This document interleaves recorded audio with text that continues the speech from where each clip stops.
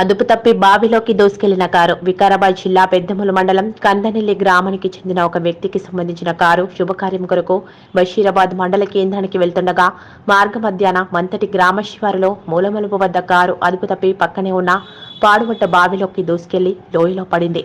చిన్న గాయాలతో డ్రైవర్ అప్రమత్తంగా ప్రాణాలతో బయటపడ్డారు.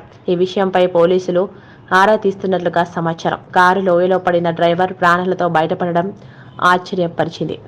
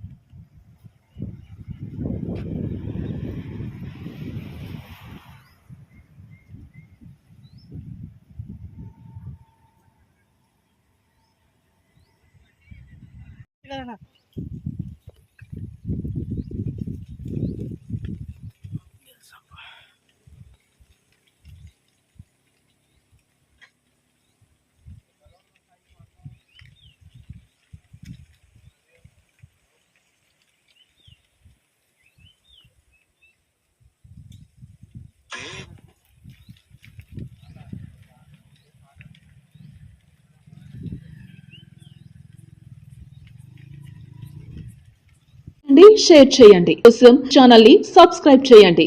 అలాగే ఇక్కడ ఉండే ఈ గంట సింబల్ ని క్లిక్ చేయండి. మేము అప్డేట్ చేసే ప్రతి వీడియో నోటిఫికేషన్స్ మీకు వచ్చేస్తాయి.